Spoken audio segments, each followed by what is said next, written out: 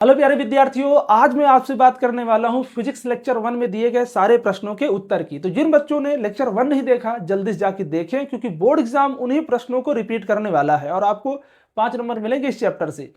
तो मैं लेक्चर 2 में सारे प्रश्नों के उत्तर की बात करूंगा, तो आप लोग फटाफट से लिखते चलिए प्रश्नों के उत्तर क्या क्या है। जैसे लेक्चर 1 में सबसे पहला प्रश्न था आपका कूलाम का नियम। तो कूलाम का नियम क्या है बच्चों, इस प्रश्न को लिखेंगे, जल्दी से लिखिए। दो आवेशों के बीच कार्य करने वाला आकर्षण तथा प्रतिकर्षण बल दोनों आवेशों के परिमाण के गुणनफल के अनुक्रमानुपाती तथा उनके बीच की दूरी के वर्ग के व्युत्क्रमानुपाती होता है। तो कूलाम का नियम आसानी से लिखिए बच्चों। मान लीजिए एक आवेश हमारा Q1 है और दूसरा क्या है Q2, तो इनके बीच की दूरी क्या है R। तो दोनों आवेशों के परिमाण के गुणनफल के अनुक्रमानुपाती ये रहा, और दोनों आवेशों के बीच की दूरी के वर्ग के क्या है व्युत्क्रमानुपाती है। ठीक है, ये हमने लिख दिया। अब इसी को हम लोग कर सकते हैं एक साथ संयुक्त, तो आप लिखेंगे Q1 Q2 बटा R का स्क्वायर, राइट।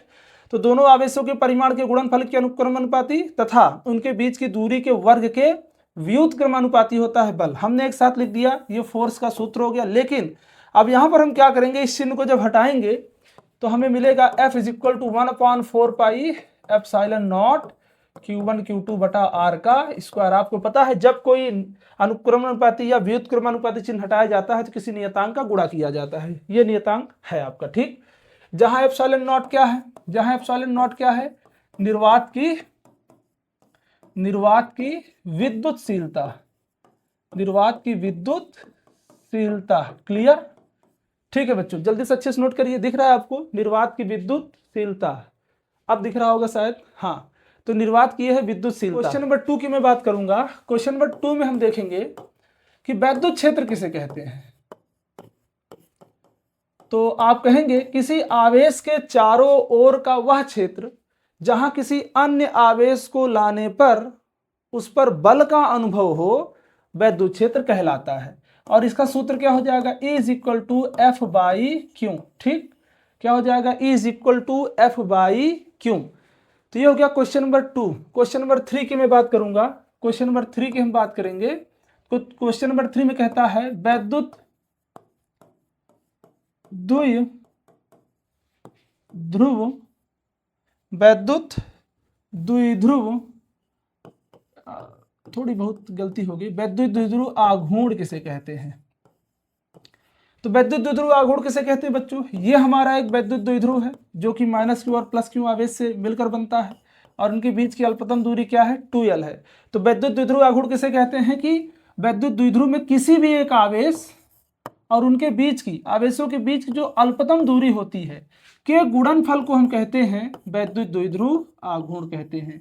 और इसके मात्रक की मैं बात करूं, किसकी बात करूंगा बच्चों, मात्रक की बात करूंगा तो हो जाएगा coulomb into metre, right. Coulomb into metre, ध्यान दीजिएगा। कूलाम इंटू मीटर में कूलाम, फिर ये बीच में जो देख पा रहे हैं ना आप छोटा सा हाइफन या डैश, इस तरीके से लिखा जाता है मात्रक को। डॉट लगा देना वो सही बात नहीं होती। तो ये होगा हमारा क्वेश्चन नंबर 3। क्वेश्चन नंबर 4 की बात करें।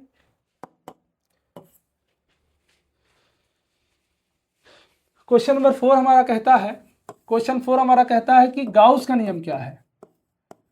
गाउस का नियम, तो गाउस के नियम में हम क्या कहते हैं, किसी बंद पृष्ठ के भीतर जो उपस्थित आवेश होता है उसके द्वारा जितना भी फ्लक्स बनता है, इस बंद पृष्ठ के भीतर उपस्थित कुल आवेश के द्वारा जितना पृष्ठ बनेगा वो होगा 1/ε0 के गुना। तो इसके द्वारा जितना भी फ्लक्स बनेगा वो होगा कितना, 1/ε0 के गुना। अर्थात किसी बंद पृष्ठ के भीतर उपस्थित कुल आवेश, किसी बंद पृष्ठ के भीतर उपस्थित कुल आवेश का 1/ε0 गुना होता है कौन, फ्लक्स, है ना। किसी पृष्ठ से बद्ध कुल फ्लक्स उस पृष्ठ में उपस्थित कुल आवेश का 1/ε0 गुना होता है। तो इस प्रकार से हो जाता है हमारा गाउस का नियम। अब हम लोग बात करेंगे क्वेश्चन नंबर 5 की। तो क्वेश्चन नंबर 5 आपको कहता है कि गाउस का नियम का प्रयोग करते हुए एक अनंत लंबाई का आवेशित चालक है, उसके समीप में हमें क्या करना है, वैद्युत क्षेत्र की तीव्रता की गणना करनी है। तो ये हमारा क्या है, आवेश है, आवेशित है चालक, और आपने क्या कर दिया, एक गाउसियन पृष्ठ मान लिया इसके चारों ओर। हमने यहाँ पर क्या किया, r दूरी पर एक बिंदु P माना और इस पर एक छोटा सा क्षेत्रफल मान लिया। इस पर वैद्युत क्षेत्र की दिशा क्या है, बाहर की ओर होगी, और यहाँ पर जो क्षेत्रफल का क्षेत्रफल सदिश है dA वो भी क्या होगा, बाहर की ओर होगा। तो यहाँ पर ध्यान देंगे ये ड्रम के जैसे है, तो ड्रम के जैसे है तो ये हमारा क्या है, वक्र पृष्ठ, और ये क्या है हमारा समतल पृष्ठ।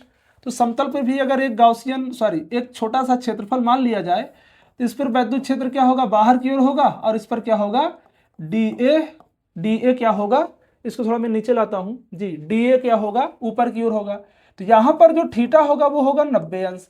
अब अगर हम लोग फ्लक्स की बात करें कहां पर, ये समतल पर, तो इस समतल फाई इस समतल की मैं बात करूंगा, समतल की मैं बात करूंगा, तो बच्चों यहां पर आप देखेंगे ई तो ई लिख दिया, डॉट डीए, डॉट को हटा दूंगा अगर, तो ई डीए कॉस थीटा। अब आप मुझे ये बताइए, ई डीए कॉस थीटा मैं यहाँ लिख देता हूं, परंतु यहाँ कॉस थीटा पे अगर थीटा का मान मैं यहाँ पे 0 रख दूं तो कॉस हो जाएगा 0। अब इसकी पूरी वैल्यू क्या होती है बताइए जल्दी से, 0 होती है ना। इसका मतलब जो समतल वाला फ्लक्स होगा हमारा वो क्या होगा, 0 हो जाएगा। लेकिन अगर वक्र पे हम लोग फ्लक्स को देखें, वक्र पर, तो हम लोग वक्र की अगर बात करें तो फाई ई में वक्र की बात करूं अगर, तो क्या हो जाएगा, E dot D A, E dot D A.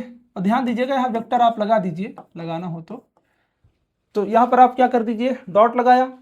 अब हमें पता है कि कुल फ्लक्स की अगर मैं बात करूं, किसकी बात करूंगा, कुल फ्लक्स की अगर मैं बात करूं, तो यहाँ पर जब आप कुल फ्लक्स की बात करेंगे तो फाई ई बराबर, यहाँ पर आप E D A cos theta पहले लिख लीजिए। अब आपको पता है थीटा यहाँ पर क्या होगा, डी ए और ई दोनों के बीच में, दोनों एक ही दिशा में है, तो थीटा यहाँ पर क्या हो जाएगा, 0 अंश होगा।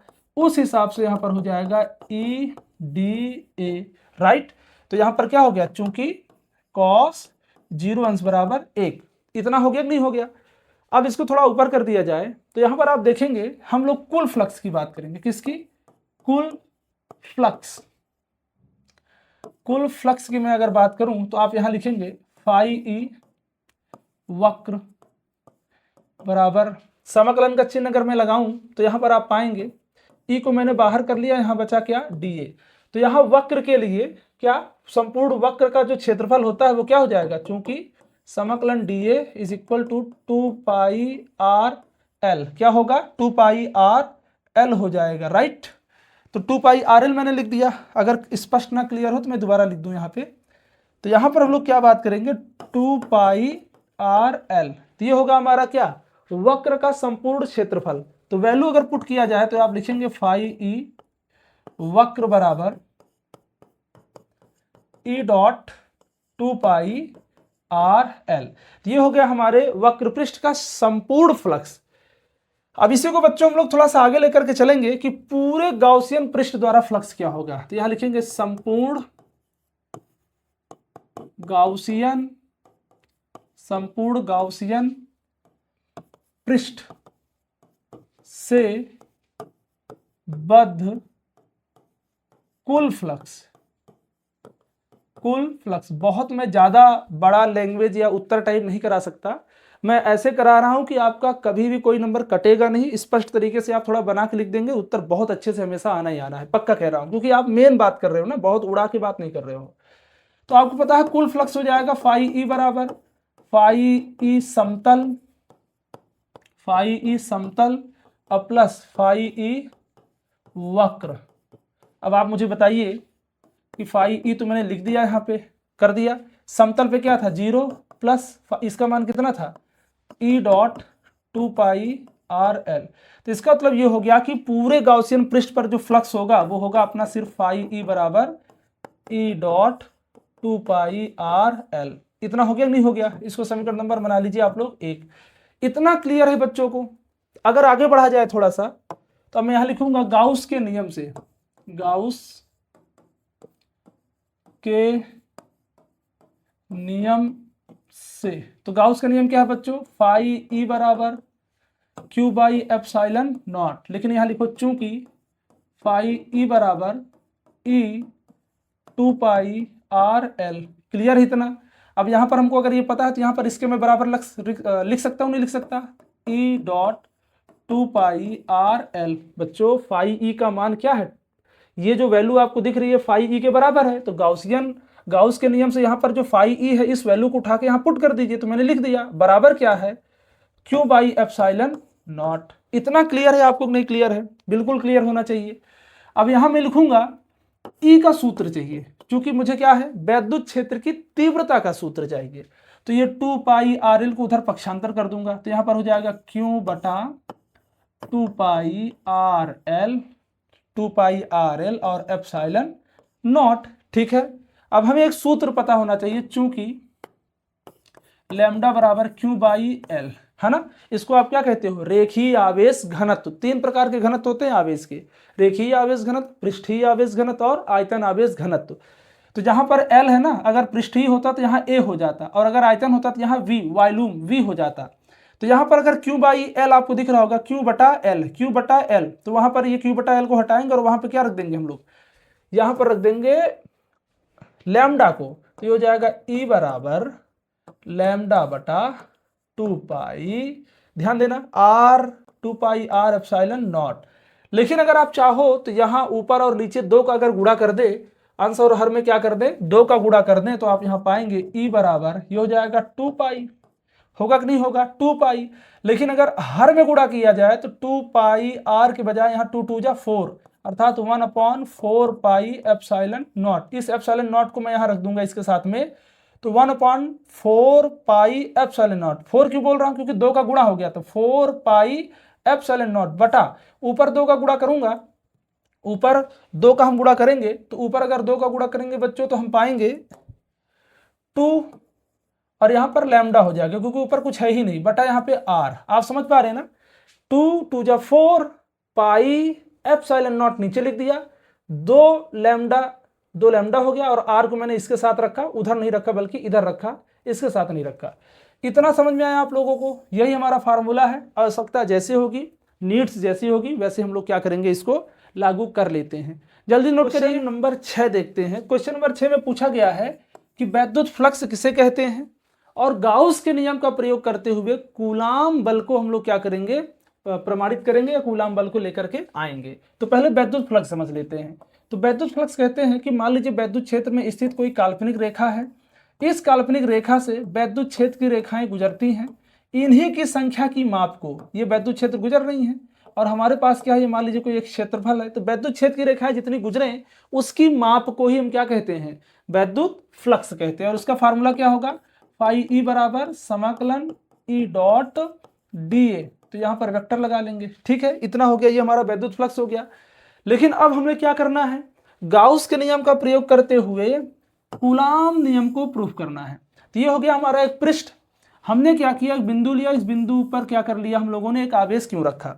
अब हमें पता है कि अगर प्लस आवेश है तो प्लस आवेश के चारों ओर क्या हो जाएगा, इस पृष्ठ के बाहर चारों ओर आवेश हमारा क्या हो जाएगा, वितरित हो जाएगा। और इससे r दूरी पर हमने क्या किया है, एक कोई बिंदु माना है, और इसी बिंदु पर हम लोग एक परीक्षण आवेश Q0 को लेकर के आते हैं। ठीक है, तो हमें क्या करना है, अब यहाँ पर गाउस का नियम लगाते हुए कूलाम बल को लाना है। तो कुछ नहीं होगा, बहुत आसानी से इसको हम हल कर सकते हैं। पहली बात तो यहाँ पर लिखेंगे कुल फ्लक्स, यहाँ पर सीधा लिखिए फ्लक्स, यहाँ पर हमें लिखना है, यहाँ पर हमें क्या लिखना है बच्चों, फ्लक्स। ठीक, तो लिखिए फ्लक्स फाई ई बराबर ई डॉट ए। अभी भी मैंने आपको समझाया, यहाँ पर ये देख पा रहे हैं ना, तो हमारे पास एक एरिया फिक्स है, इसलिए मैंने ए यहाँ पर लिख दिया है।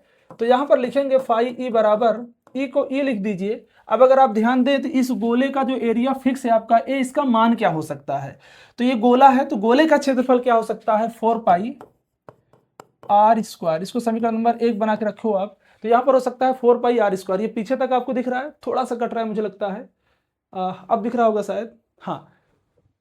और यहाँ पर गाउस के नियम से अगर देखा जाए, गाउस के नियम से फ्लक्स का मान निकाला जाए तो क्या हो जाएगा, फाई ई बराबर Q/ε0। तो ये हो जाएगा हमारा गाउस के नियम से फ्लक्स। अब समीकरण 1 और 2 को देखें तो ये भी फाई ई बराबर वैल्यू आया है, ये भी फाई ई बराबर वैल्यू आई है। तो दोनों को क्या कर देते हैं कि एक दूसरे को बराबर कर देंगे। तो आप ध्यान से देख लीजिए समीकरणों को, ऊपर देखते हैं। तो यहां लिखिए समीकरण 1 व 2 से, तो यहां लिखेंगे फाई ई बराबर दोनों मान, तो यहां हो जाएगा क्यू बाई एप्सिलॉन नॉट, और एक वैल्यू थी आपकी ई बराबर ई डॉट अर्थात इंटू 4 पाई आर स्क्वायर।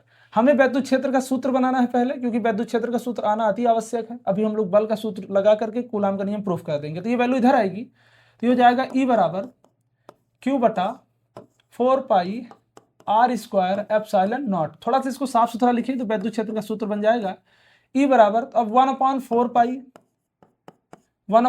पाई और एप्सिलॉन नॉट को इसके साथ रखिए डॉट क्यू बाई क्या हो गया आर स्क्वायर। ये हो गया समीकरण नंबर हमारा 3। तो ये हमको दिखने में लग रहा है ऐसा जैसे ये वैद्युत क्षेत्र है और ये वैद्युत क्षेत्र का ही सूत्र है। अब हम करेंगे चूंकि बल बराबर क्यू ई, ये हमारा एक सूत्र होगा, बल बराबर क्यू ई, याद आया?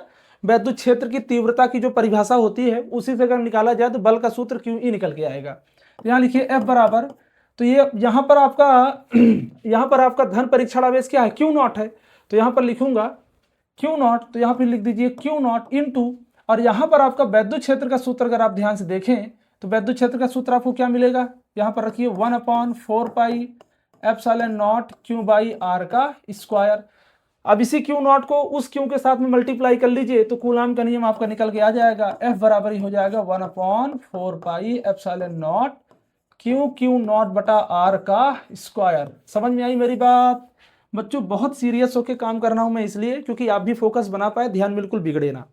यही कूलाम का नियम है, यही कूलाम का नियम है, यही कूलाम का नियम है। बच्चों हंसी मजाक में बोर्ड एग्जाम गड़बड़ हो जाएगा, इसलिए बी सीरियस होकर के बैठो ध्यान से। पढ़ाई में बहुत कंसंट्रेशन चाहिए, नहीं तो सभी पढ़ लेते, इसलिए आगे बढ़ो। अब हो गया क्वेश्चन नंबर, ये नोट कर लीजिए ढंग से। तो अब हमें देखना है क्वेश्चन नंबर 7। तो क्वेश्चन नंबर 7 में पूछा गया है आपसे कि ई अक्षीय या फिर ई निरक्षीय ज्ञात करिए कब वैद्युत द्विध्रुव की अक्षीय स्थिति में वैद्युत क्षेत्र की तीव्रता या फिर वैद्युत द्विध्रुव की निरक्षीय स्थिति में वैद्युत क्षेत्र की तीव्रता। तो मैं 7 का अक्षीय स्थिति करा दे रहा हूं, निरक्षीय अगर आप कमेंट करेंगे तो मैं बता दूंगा। तो यहां पर देखते हैं ई अक्षीय, तो यहां हम बात करते हैं ई अक्षीय, ठीक।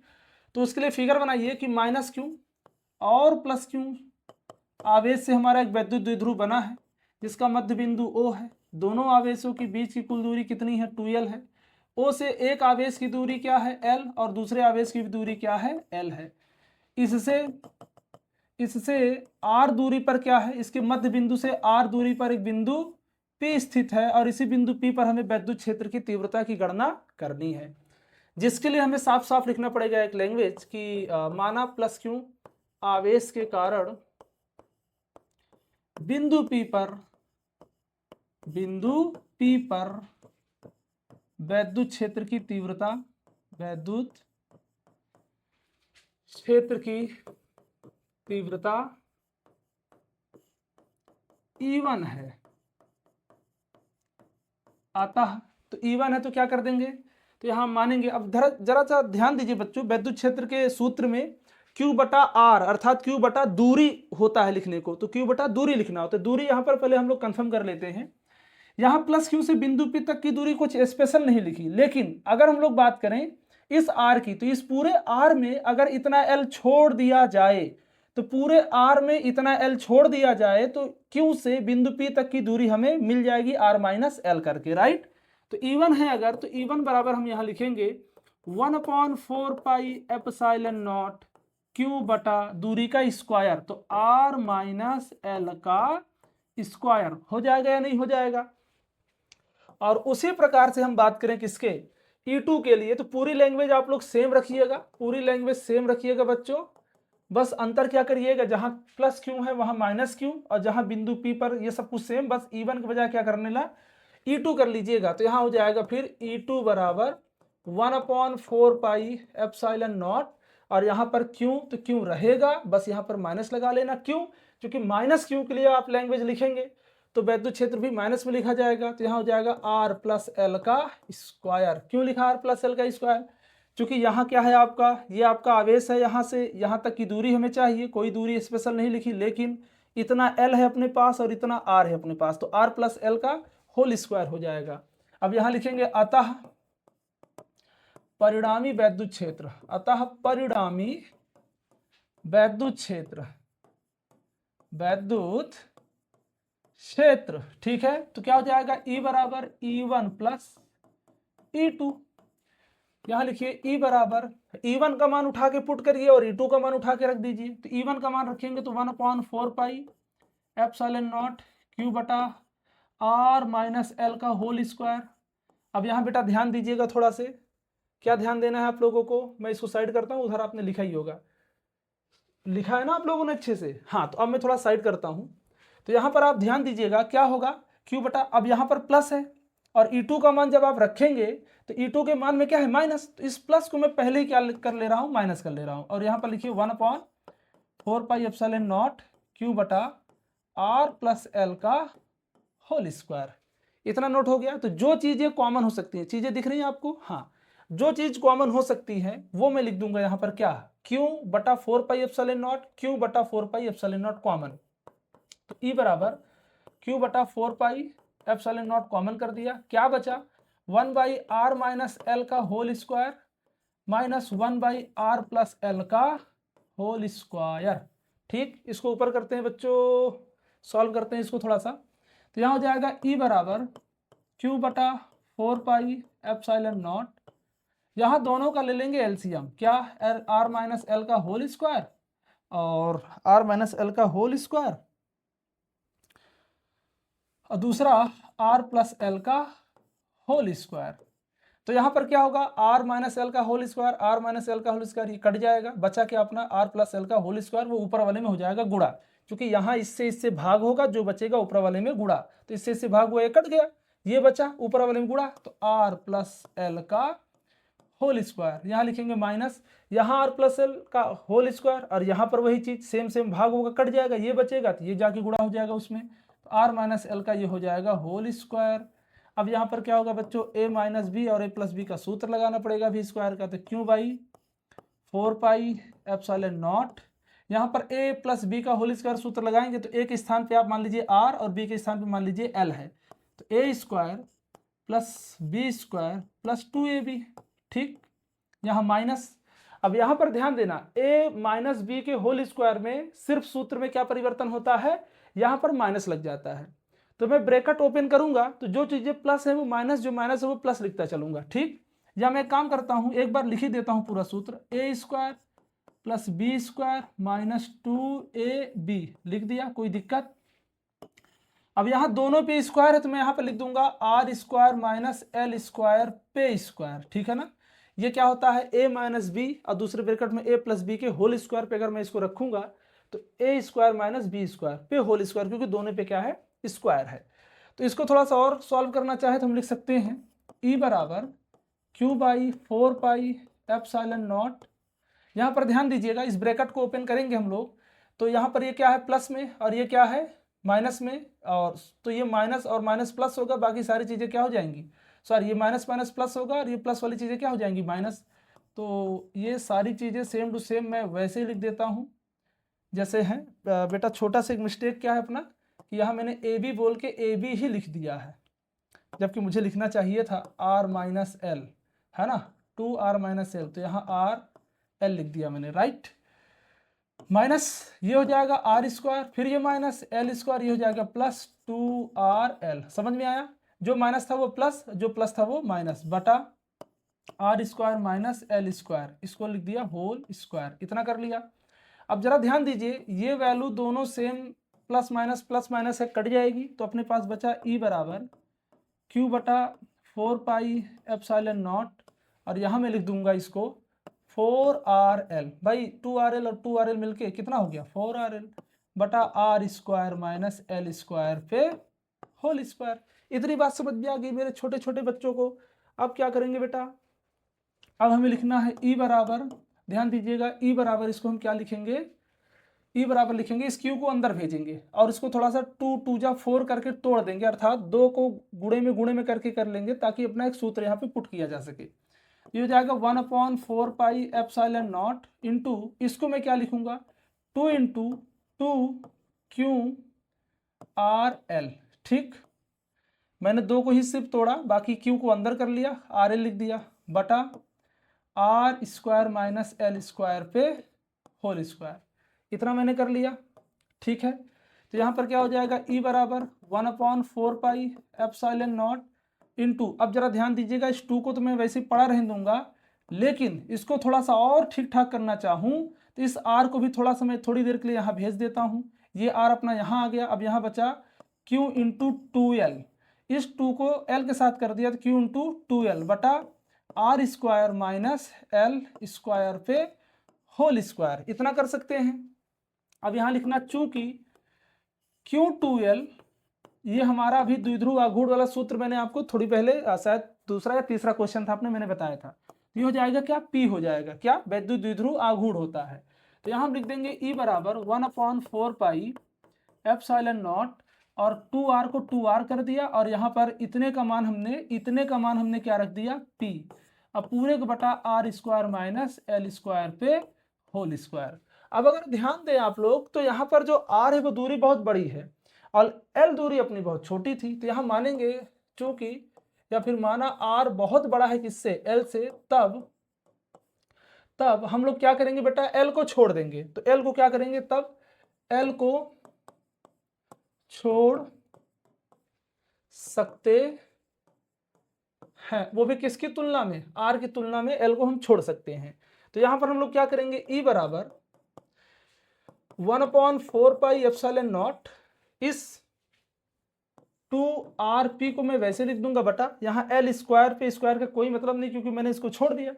यहाँ पर देखें L² पे स्क्वायर, इसको मैंने छोड़ दिया, क्या करेंगे इसका, तो R² पे स्क्वायर बचा, तो यहाँ हो जाएगा R⁴। एक R से एक R मैं कैंसिल कर दूंगा, यहाँ पर बचेगा 1/4πε0, एक R से एक R कट गया, 2P/R³। तो ये अपना फाइनल सूत्र है, इसको जल्दी से नोट करिए, मैं परीक्षा के दृष्टिकोण से ही बता रहा हूँ। नंबर 8 में हम लोग बात करेंगे कि टाउ बराबर PE sin थीटा होता है ना, बल युग्म के आघूर्ण टाउ बराबर PE sin थीटा के सूत्र का निगमन कीजिए। तो आप क्या लिखेंगे, माना एक समान वैद्युत क्षेत्र वेक्टर E है, इसमें हम लोग एक तिरछा वैद्युत क्षेत्र से थीटा कोण बनाते हुए एक वैद्युत द्विध्रुव को क्या कर देते हैं, यहाँ पे रख देते हैं। यहाँ थीटा कोण बनाते हुए क्या रखा गया है, एक वैद्युत द्विध्रुव को रख दिया गया है। ये हमारा +Q है आवेश और ये हमारा क्या है, -Q आवेश है। और आपको पता है -Q में वैद्युत क्षेत्र की विपरीत दिशा में एक बल लगेगा F बराबर QE, और यहाँ पर वैद्युत क्षेत्र की ही दिशा में बल लगेगा F बराबर QE। ठीक है ना, ये -Q के कारण यहाँ पर माइनस लगा देंगे, विपरीत दिशा में बल लगेगा। अब एक बल इस पे ऐसे लगेगा, एक बल इस पे विपरीत लगेगा, दोनों क्या करेंगे, इस वैद्युत द्विध्रुव को संरेखित करने का प्रयास करेंगे। अब यहाँ बताइए कितने बल हैं, 2 बल हैं। एक बल क्या है आपका F बराबर QE, अब इसको मैं 1 मान लूं, इसको मैं 2 मान लूं, तो आप समझ पाएंगे। F1 सीधा करने का प्रयास कर रहा है उधर, F2 इधर सीधा करने का प्रयास कर रहा है, तो 2 बल मिल गए ना। इसी को हम कहते हैं बल युग्म अर्थात जोड़ा। तो बल युग्म के आघूर्ण के सूत्र का हम यहाँ करेंगे निगमन, और इसकी टोटल दूरी क्या होती है द्विध्रुव आघूर्ण की बच्चों, होती है 2L। तो बल युग्म के आघूर्ण टाउ का सूत्र लाने के लिए हम लोग एक सूत्र लिखेंगे टाउ का, अर्थात बल युग्म के आघूर्ण का, कि एक बल का परिमाण और गुणे दोनों बलों की क्रिया रेखा के बीच की लंबवत दूरी, है ना। क्या लिखेंगे यहाँ पर, लंबवत ओहो, क्या लिखेंगे बच्चों यहाँ पे, लंबवत दूरी। तो लंबवत गलत हो गया था बेटा, यहाँ लिखेंगे हम लोग लंबवत, दोनों बलों की क्रिया रेखा के बीच की लंबवत दूरी। ठीक है ना। तो यहाँ पर टाउ बराबर एक बल का परिमाण क्या होगा, QE इंटू, अब यहाँ पर लंबवत दूरी की हम बात करेंगे तो थोड़ा सा पहले हम लोग बनाएंगे एक त्रिभुज, और हम यहाँ पे मान लेते हैं ये डिस्टेंस हमारा क्या है, A है। तो लंबवत दूरी निकालने के लिए हम लोग क्या करेंगे, साइन थीटा का सूत्र का प्रयोग करेंगे। तो साइन थीटा बराबर सूत्र क्या होता है, लंब बटा कर्ण। क्या होता है, लंब बटा कर्ण। तो यहाँ पर लंब क्या है आपका, तो जो डिस्टेंस आपने माना था A, बटा कर्ण कितना है आपका 2L, तो यहाँ लिखिए 2L।